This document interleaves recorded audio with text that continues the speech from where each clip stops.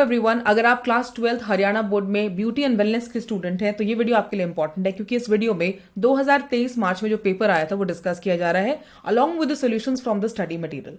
चलिए देखते हैं पिछले साल ब्यूटी एंड वेलनेस में कैसा पेपर आया था।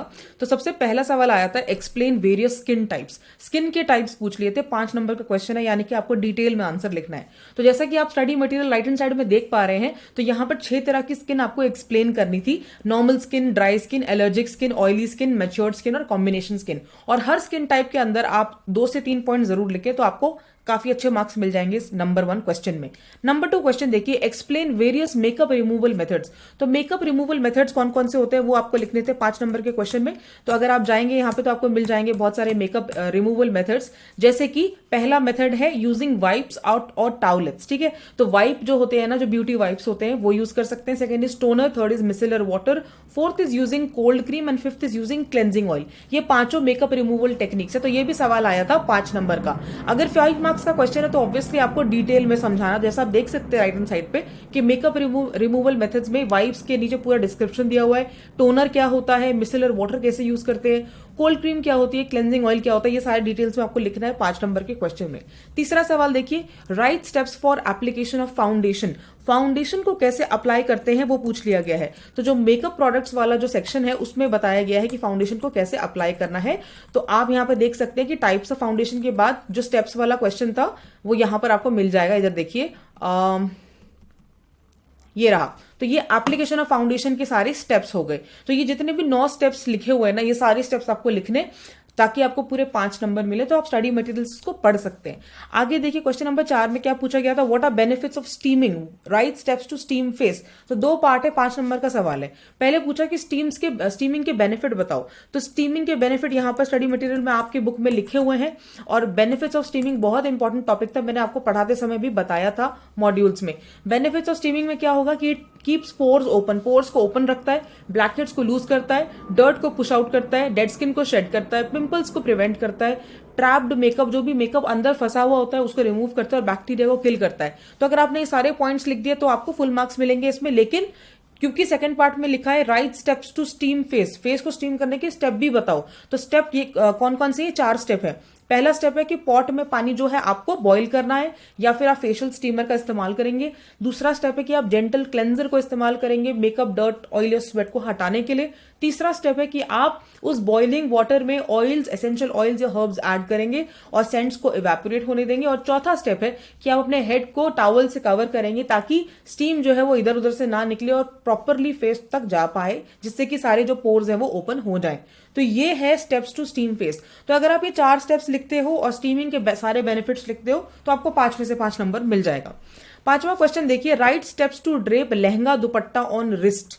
तो लहंगे का दुपट्टा रिस्ट पे कैसे हम टाई करते हैं वो क्वेश्चन आ गया। तो यहां पर देखिए आप पेज नंबर 29 पे how to drape lehenga dupatta दिया हुआ है। पहला पॉइंट ही दिया हुआ है टाई ऑन रिस्ट, कि हमें रिस्ट में कलाई पे अपनी कैसे टाई करना है लहंगे का दुपट्टा। तो पूरा यहाँ पर जो है स्टेप्स दिए हुए हैं कि पहले आप दुपट्टे की प्लीट्स बनाइए, फिर उसको शोल्डर पे रखिए, फिर लूप बना के उसको रिस्ट से अटैच कीजिए। तो इन डिटेल आपको ये पढ़ना है और this is the answer for this particular question. उसके बाद 6ठा क्वेश्चन है, what are responsibilities of salon receptionist. Salon receptionist की क्या रिस्पॉन्सिबिलिटीज होती हैं। तो जो सैलॉन रिसेप्शनिस्ट की क्या रिस्पॉन्सिबिलिटीज होती है, यहां पर साफ साफ लिखा गया है कि रिस्पॉन्सिबिलिटीज क्या है।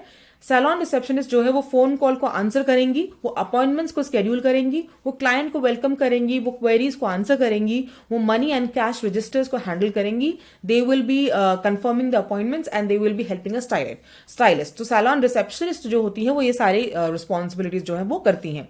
7th क्वेश्चन देखिए, right note on payment processing features. अब ये 3 नंबर के सवाल चालू हो गए हैं। पेमेंट प्रोसेसिंग फीचर्स में हमने क्या देखा था, 6 तरह के पेमेंट प्रोसेसेस थे ना, कि हम जो क्लाइंट है वो कैसे पेमेंट कर सकता है आपके सैलून में। So there are multiple method, जैसे कि cash transaction, debit card, credit card, part cash part debit card, loyalty card और गिफ्ट वाउचर। ये 6 के 6 पेमेंट टाइप्स आपको याद होनी चाहिए, इसको याद कर लो क्योंकि ये इंपॉर्टेंट है। ठीक है, आगे देखते हैं। उसके बाद नेक्स्ट क्वेश्चन आया, right features of a good team. अच्छी टीम होने के लिए क्या फीचर्स चाहिए होते हैं। तो जो लास्ट वाला मॉड्यूल था ना, create a positive impression at work place, वहां पर ये वाला टॉपिक आपके पास था कि टीम कैसे अच्छे से बनाते हैं और एक अच्छी टीम में क्या क्या उसके वो होते हैं, फीचर्स होते हैं। ठीक है, मैं यहाँ पर एंड में अगर जाऊंगी तो आपको मैं यहाँ पर शो कर सकती हूँ कि टीम वाला क्वेश्चन कहां पर है। ये देखिए, हम आगे बढ़ रहे हैं, ये देखिए ये रहा. So a good team has clear objectives and a sense of direction. It has a good balance of planning and action. It has the right number of people. It has good communication. It has flexibility and tolerance. Job role clear होता है, sense of humour होता है, right mix of skills होते हैं, अच्छे listening skills होती है, enthusiastic committed team members. तो ये सारे आंसर किसमें आ गए आपके? Features of a good team में. 3 नंबर का क्वेश्चन आपका ये सही हो जाएगा. 9th क्वेश्चन देखिए, राइट टेलीफोन कम्युनिकेशन डिफिकल्टीज. तो टेलीफोन कम्युनिकेशन डिफिकल्टीज भी हमने पढ़ी है लास्ट वाले मॉड्यूल में जहां पर हम टेलीफोनिक कम्युनिकेशन जो है वो सीखते हैं. ठीक है, तो इसमें डिफिकल्टीज क्या आती है? यहां पर डिफिकल्टीज लिखी हुई थी, ये डिफिकल्टीज. पहला डिफिकल्टी है कि हमें सामने वाला व्यक्ति दिखता नहीं है, not seeing the other person. दूसरा डिफिकल्टी क्या है कि अगर बैकग्राउंड में कोई नॉइज है तो वो भी एक टेलीफोन कम्युनिकेशन डिफिकल्टी बन जाती है. तीसरा पॉइंट है डिस्ट्रैक्शन होना. अगर आपको कोई डिस्ट्रैक्ट कर रहा है जब आप कॉल पे हो किसी के साथ, तो वो भी एक डिफिकल्टी है. एंड फोर्थ है पुअर इनंसिएशन और अनफेमिलियर एक्सेंट. अगर आपको किसी का एक्सेंट ही नहीं समझ में आ रहा है या फिर उनका प्रोनाउंसिएशन नहीं समझ में आ रहा है, तो वो भी एक परेशानी, एक डिफिकल्टी हो सकती है ड्यूरिंग टेलीफोन कम्युनिकेशन. तो ये चारों पॉइंट्स अगर आपने लिख दिए तो 2 मार्क्स का एक क्वेश्चन आया था, तो आपको ये पूरे मिल जाते. ठीक है, तो इस बार के लिए भी आप ये तैयारी बिल्कुल बढ़िया से रखेंगे. 10वां क्वेश्चन देखिए, how retail area is maintained in a salon. अब जब सैलून वाला मैंने चैप्टर पढ़ाया है तो वहां पर मैंने बताया कि रिसेप्शन में 4 एरियाज होते हैं. फ्रंट डेस्क होता है, रिटेल एरिया होता है, स्टोरेज एरिया होता है और लाउंज एरिया होता है. लेकिन यहाँ पे क्या पूछा है कि रिटेल एरिया को हम कैसे मेंटेन करते हैं. तो रिटेल एरिया को कैसे मेंटेन करना है? आपको यहाँ पर ये मेंटेन करना है कि जो प्रोडक्ट्स हैं वो आपको इस तरीके से रखने हैं कि कस्टमर उसका लेबल पढ़ पाए और उसका प्राइस भी जान पाए. और जो फैंसी डिस्प्लेज हैं वो नहीं करने हैं और डिस्प्ले को लॉक नहीं करना है. We don't want to scare the customer. हम कस्टमर को डराना नहीं चाहते, इसीलिए we will always keep a simple and clean display of products. ये इसका आंसर हो गया. Next is what is lounge area. तो लाउंज एरिया यहाँ पे जो चौथा एरिया था आपके रिसेप्शन में, वो लाउंज एरिया पूछ लिया. तो लाउंज एरिया का आंसर क्या है? लाउंज एरिया क्या होता है? वेटिंग एरिया होता है, जहां पर जो कस्टमर है वो वेट कर सकते हैं, या सैलून के स्टाफ अगर खाली बैठे हैं, टाइम है उनके पास, तो वो भी वहां पर रिलैक्स कर सकते हैं. तो लाउंज एरिया में आपके क्या क्या होता है? मैगजीन्स रखी होती है, बुक्स रखी होती है, न्यूज़पेपर्स होते हैं, ताकि आप उनको रीड कर सके. वहां पर पानी, कॉफी मशीन, टी मशीन का जो है इंतजाम होता है, और वहां पर आप क्लाइंट को पानी ऑफर कर सकते हो. You can make them comfortable. You have to switch off all the electronic equipments जब आपकी शिफ्ट खत्म हो जाती है. कहां पर? लाउंज एरिया में. तो ये सारे पॉइंट्स आप लिख सकते हो. कहां? What is the lounge area में. 2 नंबर का क्वेश्चन है.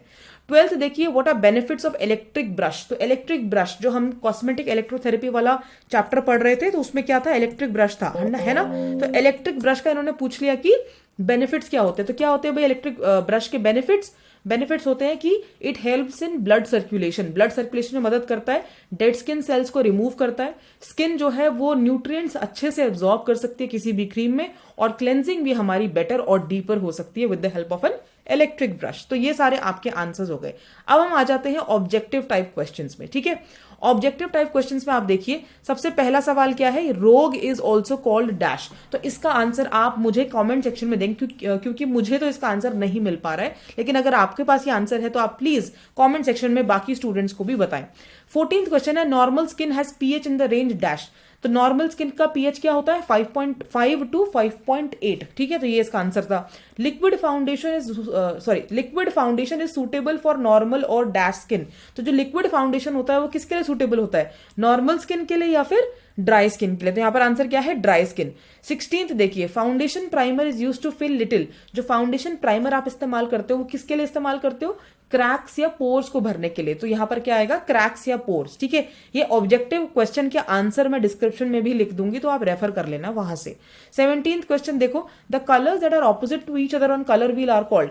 कलर व्हील में जो कलर्स आमने सामने होते हैं, ऑपोजिट होते हैं, उन्हें क्या बोलते हैं? Complementary colours. 18th क्वेश्चन देखिए, dry skin is due to lack of dash. Dry skin क्यों होता है? क्योंकि हमारी स्किन में लुब्रिकेशन नहीं होता. तो यहां पर आंसर है लुब्रिकेशन.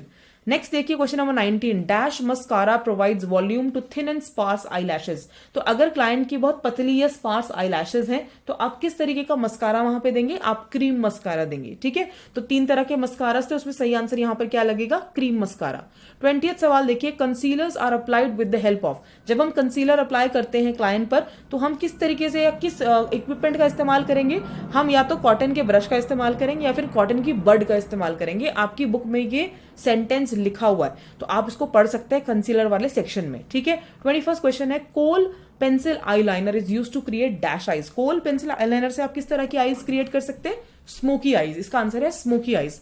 22nd क्वेश्चन है skin tone is also called. तो जब स्किन टोन का टॉपिक आता है तो वहां पर डिस्क्राइब किया गया है कि स्किन टोन को हम अंडरटोन भी कहते हैं। तो इसका आंसर क्या है? अंडरटोन। MENS का पूर्ण रूप क्या है? तो MENS हमारे कॉस्मेटिक इलेक्ट्रोथेरेपी के 4 ट्रीटमेंट्स में से एक ट्रीटमेंट आता है। तो आपको मुझे बताना है कमेंट सेक्शन में कि MENS का फुल फॉर्म क्या है। मुझे तो पता है, लेकिन आप इसको रिसर्च करके बताइए। MENS का भी बताना और मुझे ये भी बताना कि माइक्रोडर्मा अब्रेजन को हम और क्या बोलते हैं। ठीक है, 2 सवाल मैंने आपको दे दिए। एक तो MENS का बता देना फुल फॉर्म, दूसरा माइक्रोडर्मा अब्रेशन का दूसरा नाम क्या है। ये भी आपकी किताब में का ही क्वेश्चन मैंने खुद ही बना दिया। 24th को देखिए, dash is also called electrical facial treatment. Electrical facial treatment का दूसरा नाम क्या है? Cosmetic electrotherapy. कॉस्मेटिक इलेक्ट्रोथेरेपी और इलेक्ट्रिकल फेशियल ट्रीटमेंट दोनों एक ही बात है। 25वां सवाल देखिए, फुल फॉर्म ऑफ CNG। तो ये आपके एम्प्लॉयबिलिटी स्किल से आ रहा है। CNG का फुल फॉर्म क्या है? Compressed natural gas. 26 सवाल देखिए, ultrasonic exfoliation is used to remove dead skin cells of dash skin. तो जब हम पढ़ रहे हैं अल्ट्रासोनिक एक्सफोलिएशन, तो उसमें हम क्या करते हैं? कौन से स्किन के डेड स्किन हटाते हैं? थिक स्किन के जो मोटी स्किन होती है उसके डेड स्किन हटते हैं अल्ट्रासोनिक एक्सफोलिएशन से। और अल्ट्रासोनिक एक्सफोलिएशन में क्या होता था? वेव्स की मदद से हम इंप्योरिटीज को हटाते थे। आगे देखते हैं, NAPCC का फुल फॉर्म पूछ लिया, जो ग्रीन स्किल से आपका क्वेश्चन आया एम्प्लॉयबिलिटी स्किल से। तो इसका आंसर क्या है? NAPCC से फुल फॉर्म क्या होता है? National action plan on climate change. अगर आपने ग्रीन स्किल सही से पढ़ा है तो NAPCC की फुल फॉर्म आपको 100% आती होगी। 28 देखिए, a risk is any situation that involves dash. तो रिस्क कौन सी सिचुएशन होती है जहां पर क्या इन्वॉल्व होता है? डेंजर। ठीक है। Dash type of sentence asks a question. किस तरह का सवाल जो है वो क्वेश्चन पूछता है? इंटरोगेटरी। ठीक है, ये भी आपके कम्युनिकेशन स्किल से है। 30th सवाल है, dash is a state of feeling upset and hopeless. तो यहां पर आंसर क्या आएगा? स्ट्रेस। 31st देखिए, 31st क्वेश्चन है, स्प्रेडशीट सेल में A3 में A का मतलब क्या है? तो जब मैंने ICT का वीडियो यहाँ पर अपलोड किया हुआ है अपने चैनल पे, आप उसको जाकर देखो, वहां पे मैंने अच्छे से एक्सप्लेन किया है कि A3 का मतलब है ये नेम बॉक्स के अंदर आपको दिखता है। और A3 का मतलब ये है कि A है कॉलम और 3 है रो। जैसे B1 लिखा है, C1 लिखा है, D9 लिखा है, तो जो पहला अल्फाबेट होता है वो कॉलम बताता है और जो दूसरा नंबर होता है, पीछे जो नंबर लगा है, वो आपकी रो बताएगा। तो इसमें A क्या है? आपका कॉलम। 32nd क्वेश्चन देखिए, there are dash stages of active listening. अब ये बताइए एक्टिव लिसनिंग की कितनी स्टेजेस होती है? 5 स्टेजेस होती है। ठीक है, कम्युनिकेशन स्किल चैप्टर में 5 स्टेजेस लिखी हुई हैं। रिमेंबरिंग, अंडरस्टैंडिंग, इवेलुएटिंग, ऐसी 5 स्टेजेस हैं। तो आप उसको जाके फिर से पढ़ो कौन सी वो स्टेजेस है और इसके एक्सप्लेनेशन क्या है। आगे देखिए, 33rd क्वेश्चन क्या आया था? Protect spreadsheet option is present in dash menu. कौन सी मेन्यू में प्रोटेक्ट स्प्रेडशीट ऑप्शन होता है? एडिट में, डेटा में, टूल्स में या फाइल में? सही आंसर क्या है? फाइल में होता है, क्योंकि फाइल में ही तो आप क्या करते हो? जो अपनी स्प्रेडशीट है उसको सेव करते हो with the help of a password. 34th question देखो, शॉर्टकट क्या है स्प्रेडशीट को सेव करने का?